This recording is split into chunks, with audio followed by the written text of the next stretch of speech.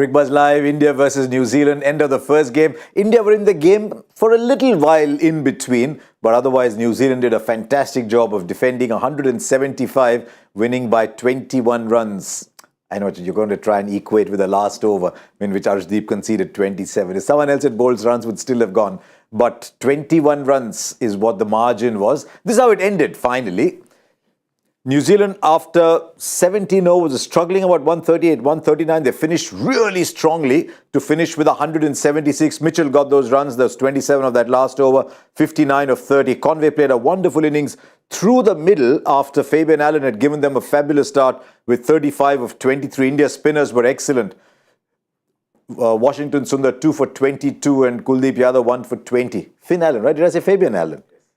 Fabian Allen played some innings like that as well, in my defense. Finn Allen, 35 of 23. And then we saw the many qualities of Washington Sundar, 50 of 28. We saw him play an innings like this, not of the same magnitude, against New Zealand, in New Zealand, batted beautifully. But it was while Surya Kumar Yadav and Hardik Pandya were in that India had a chance. But straight after the drinks break, one over from Santner that just changed everything. And New Zealand won by 21 runs. Look at the name on top there. Mitch Santner, 4 overs, 2 for 11. DK is alongside me. I'm just looking at the economy rates. Jacob Duffy, 9. Michael Bracewell, 7.8. Lockie Ferguson, 8.2. Ish Sodhi, 10. Blair Tickner, 11.5. And they defended because Mitch Santner, 2.8. Phenomenal, isn't it? Yeah. I think they broke India's back in the first 3 overs. I think those 3 wickets up front made a massive difference.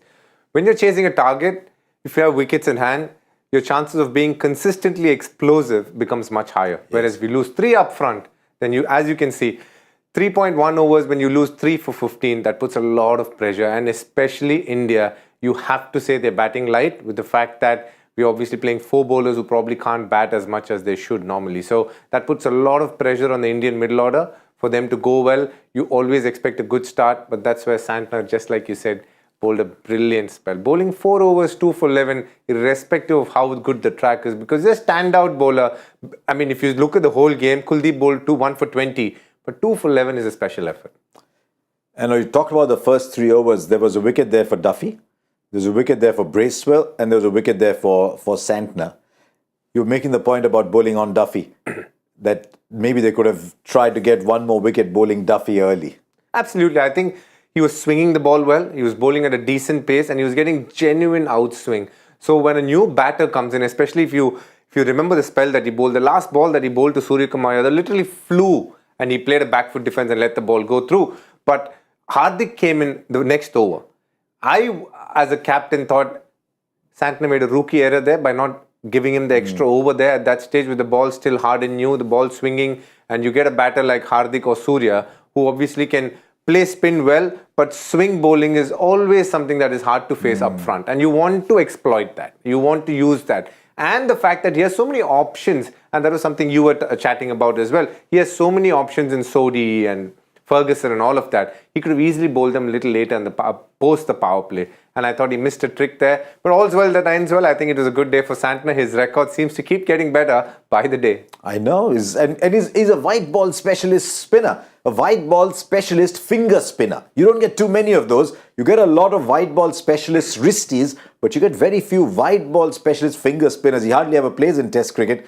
All these years, he's played 24 tests for what, 41 wickets. Let's compare the spinners on the two sides then. India had 10 overs of spin because you also had 2 overs from Deepak Hooda, conceded at 5.6. New Zealand conceded at 6.54 because Sodhi and Santner were a little more expensive, but they picked up 5 wickets to India's 3. And you'd much rather have Sodhi and Bracewell rather. What did I say? Sodhi and Santner. So Santner was there too. Sodhi and Bracewell, yeah, that's okay.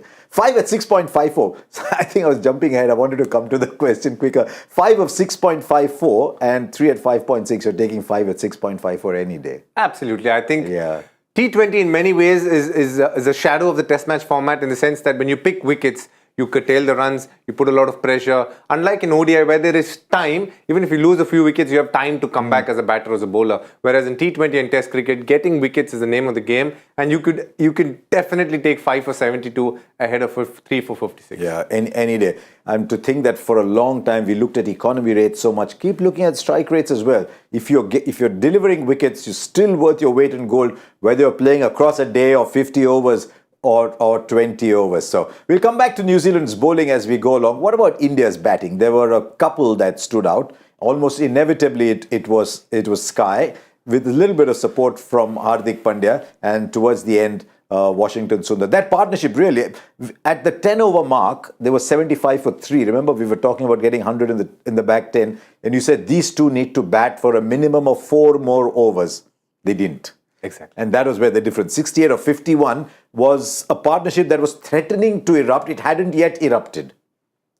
Absolutely. I think at that stage, what makes the difference is when you bat those 4 overs, and even if you get 25, 30 runs, you always back yourself to get the last 50 runs in the last 4 overs. That's how middle order batters think these days. You got to back yourself to do that.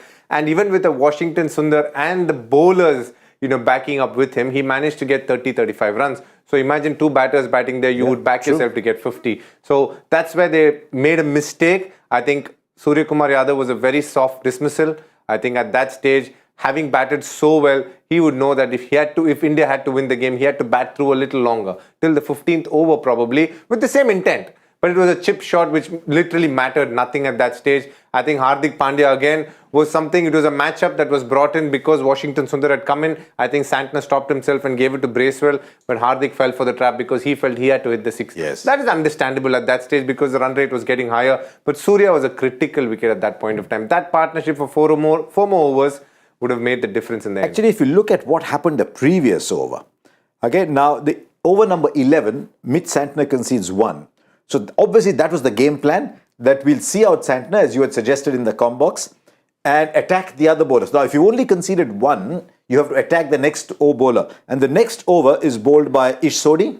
They went after him, got a 6, and then he got out the next ball. So obviously the game plan was, let's go after Sodhi and Bracewell, and in going after them, they lost the 2. Absolutely. I think that eventually what happens when one bowler is bowling so well, if you play him out, you have to take chances against the other bowlers. It is pretty straightforward there. But that is where clever middle order batsmanship comes into play, when you know that fast bowlers are much easier to take on. And with the skill that a Surya Kumar Yadav has, he has a potential to take down bowlers. We're talking about upwards of 15 and over. You've got to back yourself to do it. You've got to take that game deep. And that's where that man who was watching the match there made a massive difference. MS Dhoni was a master at that. It's amazing how easily DK let it slip. He said, that's how middle order batters think. 50 of the last 4. Well, 50 of the last 4 is 50 of 24 balls. You're going and striking of over 200. Look what happened to India with wickets falling. There was a maiden over in the last 4, and India got 40. It's amazing how that happens, no? That somehow runs appear. If you've got one striker at the end, the runs do appear. In spite of a maiden over, India got 40 of the last 4.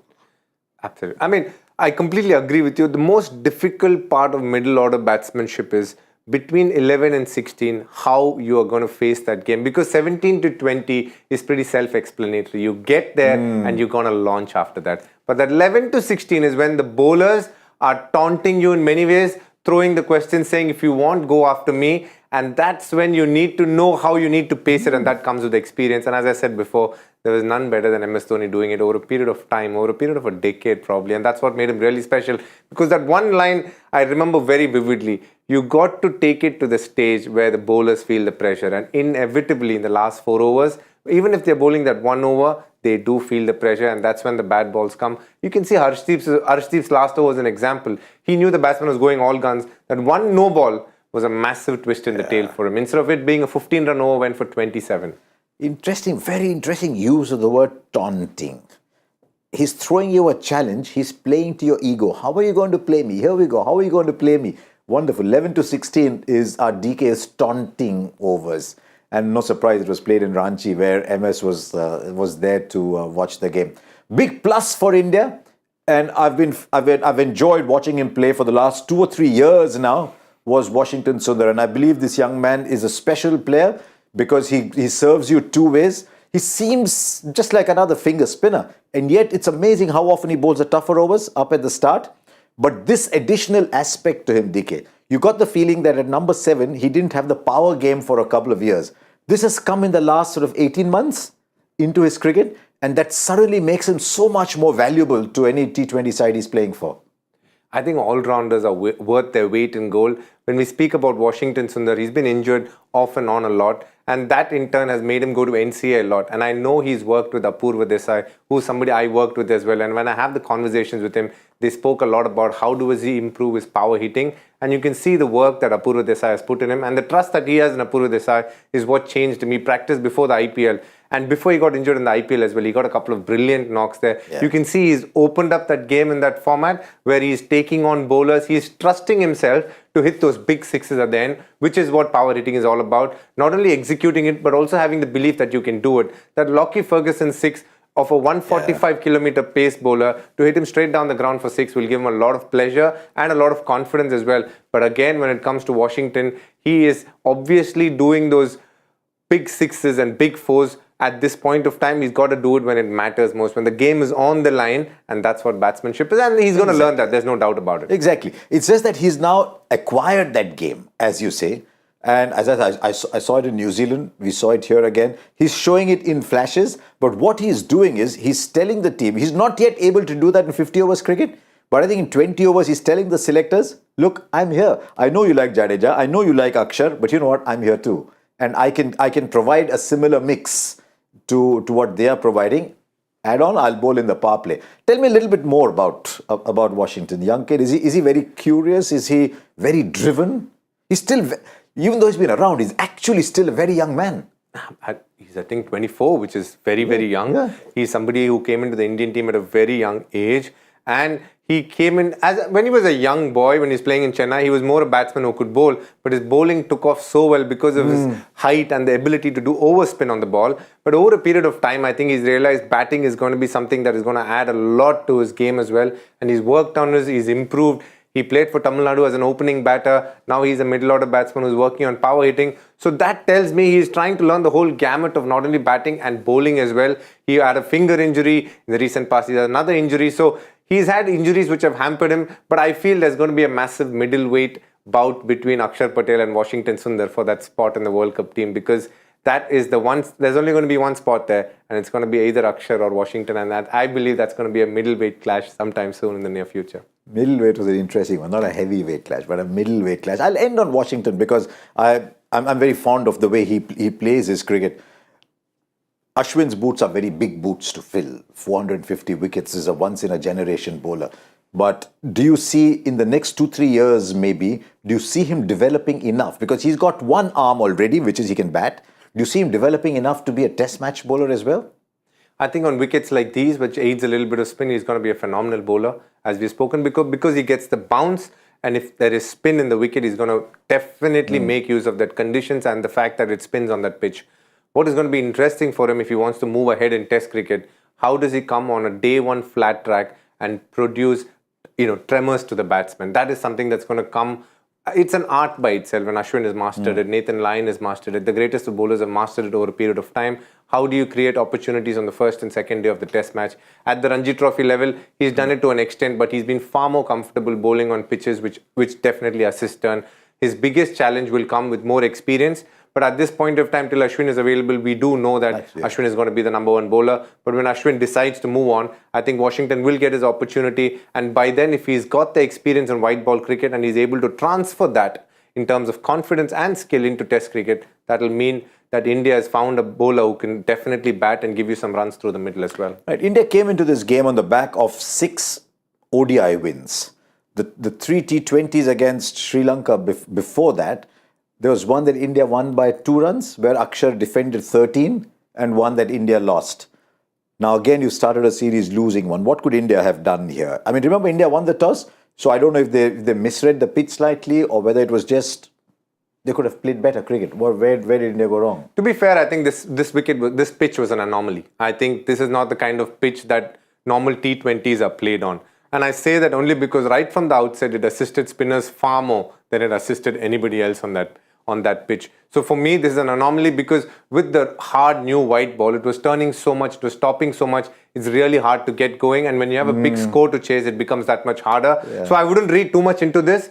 But India as a T20 team right now is in redevelopment phase. They're trying to figure out who can play where, what are the kind of roles that they can give each batters. And we have to also understand that there is just another 2 + 3, 5 T20s till the World Cup. So I don't think there is anything to be worried about because there's a lot of time in the lead up to the 2024 World Cup, and most of those questions will be answered next year when we're sitting here. Okay. But for the moment, I do feel it's a massive rebuilding phase. Is Deepak Hooda the right fit at number 6? Is Rahul Tripathi the number 3 that you're looking for? Is Washington Sundar the number 7 all-rounder that you're looking for? Many such questions to be answered. Interesting, Hardik Pandya said post-match that neither side expected the wicket to play like this.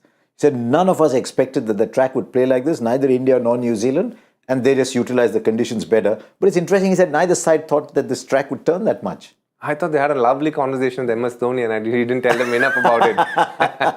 How much time does Dhoni spend at that stadium though? Is he training there? Is he training somewhere else? I wonder. He's training right there. I can tell you that. So his house is around the corner. So I'm sure he's training right there. But to be fair, I think when we looked at the wicket, it looked like a normal brown wicket, which would obviously assist batters more than the bowlers, but it was dry. And over a period of time, Ranchi has been a venue which has not been used too much for international cricket. So the heat is so much that the cracks tend to develop a lot. And you can also see the outfield over a period of time is not the most I don't know how to put it, but well curated grass, so to say. So I expected it to turn, but not to this extent. Yeah, and Hardik's pretty much said what we discussed so far, that it wasn't a 177 wicket, that maybe they conceded 20 extra, but that they were in the game till those two were batting, which is exactly the halfway point.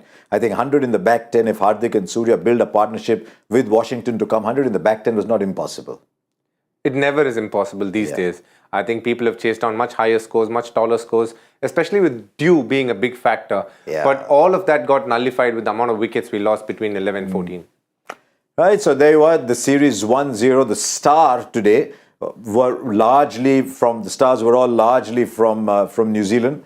Darryl, who was your player of the match? Interesting, because Mitch Santner, when everyone else is gone for 9, 10, 11 and over, bowled 2 for 11. But if it had not been for Mitchell's big hitting, they probably would have fallen short. Devon Conway, you liked. Finn Allen at the top. Who was your player of the match, your adjudicator today? If I had to adjudicate, it would be a toss-up between Conway and Mitchell. I'd probably go to Mitchell because I think his last over made the difference between the score being 160 and 176. Right, there you are. Washington had a good game too, but we tend to give it to the side that wins. So, okay, we've got a question for you as well. Ask Cricbuzz Live. Let's see what we've got for you today. Pravesh says, considering the importance of the Border Gavaskar Trophy for qualification to the WTC final, should the management allow players to play the Ranji Trophy quarterfinals? Oh, Pravesh, you're coming back to something that we raised some time back. I feel this would be an ideal preparation. Would like to know the experts' view on this. Ranji Trophy quarterfinals. But interesting one, Pravesh, is which of these players are playing the Border Gavaskar Trophy? So instead of the camp, do Rohit and Virat and Siraj, has Hyderabad qualified? I don't think Hyderabad's qualified. Hyderabad, I'm sorry. I don't think Delhi is qualified either. I'm sorry, Harsha, but Hyderabad is the last in the group. Yeah, Hyderabad. Delhi hasn't qualified either. Delhi hasn't qualified either. Tamil Nadu, before you get to me. But I do think Bombay hasn't qualified either. So, we're talking about Virat, Rohit, none of them having a game. Mumbai played Maharashtra today, didn't they? It was the last day. Mumbai played Maharashtra today. The game was a tie. And the second innings was a very interesting game. They scored 250. And when I saw the score, they were 36 overs, 16 overs, 130 trying to chase down that score. But I don't think it would have happened because I think light was fading. So there you are. That answers it. But in general, I think this issue came up because I wondered, and I was chatting with Ravi in the commentary box about whether Virat and Rohit should play the last ODI having won the series already, or should they go and play the last round of the Ranji Trophy games starting on 24 just to get the rhythm of play. But I think Rahul Dravid has indicated that there's going to be a week-long camp. And he says that if anyone is eligible to play the quarterfinals, it will be very difficult to release them if they are in contention for a spot. But he's promised that if someone is unlikely to be in the 11 for the semi-final and the final, he said we'll try and release them. I think that's a fair suggestion, but how I would look at it is look at the players who haven't played for long. Like if you have to look at Rohit Sharma, he's the only player that comes to my mind because he didn't play the Bangladesh series as well. But if you look at the Pujara, he's obviously played the series against Bangladesh. He played one Ranji Trophy match. Virat Kohli. He played the Bangladesh series and he's been in decent nick. With the experience that they have, I don't think one Ranji Trophy match is going to make a lot of difference. Yes, if they had time after that where they could take a bit of a breather and then come back and play, I could understand. But for the moment, Virat Kohli doesn't even have the opportunity to go because Delhi haven't qualified. And also, I personally feel India will be playing on tracks which assist spinners a lot more. And if that is going to be the big case, then I don't think a quarterfinal is going to make much of a difference, because if you're going to play at neutral venues or if you're going to play, a quarterfinal over 5 days, it will be more often than not played on a slightly flatter track. Take a look at what happens in Nagpur, but you heard it here. I think the games will be played on tracks that will turn. You heard it here. I won't be surprised at all if the tracks turn either. You've got to play on home strength. I'm a firm believer that as long as the tracks aren't unplayable, you must always play to your home advantage, because that is what Test match cricket's about. That winning away has to be a challenge. Winning at home has to be to your advantage. That is how Test cricket's been played for the last 100 years. So I see nothing wrong in preparing turning tracks as long as they're not unplayable tracks. So there you are. You heard it here. Daryl Mitchell was man of the match, by the way, for that finish in the last over. But there you are. There were quite a few other people who could have done it. What do India do for the next one? Not much. I think just hold on to the same team. There is no change per se that you need to do unless you want to rest or somebody is having a niggle. But I wouldn't read too much into this game. I think they need to move forward into the next game. And one thing with this Indian team is they always bounce back from adversity really well. I think they'll put up a very strong performance in the next one. So the next T20I will be in Lucknow. And that is the second of 3. As DK said, India tend to bounce back quickly. Let's take a look at that squad. What can you do with that squad? Today, India's spinners bowled well. Who didn't play today? Ruturaj Gaikwad's got an ankle injury. We don't know if he'll be ready in time. Jitesh Sharma will only play if there's a problem for Ishan Kishan. You don't need to look there just yet. Chahal is the one thing you want to think about. He's not played a lot of games. He's missing a lot of games. Mukesh Kumar, I don't think we found out enough about the quicks today. Anyway, Umran Malik only bowled 1 over and Mavi bowled 2. So the only thing you could look at is Prithvi Shaw, but you don't change openers after one game, right? If you repose faith in Shubman Gill. So basically for a 2-mark question, I've given a 10-mark answer to say that there can be no change. I think so. Look, I think the one player who obviously has been given a good amount of games but hasn't yet scored a 50 is Ishan Kishan. In the last 11 games, he hasn't scored a 50. He's opened in all games. And opening in T20s is a luxury, especially in Asia. And I think he is someone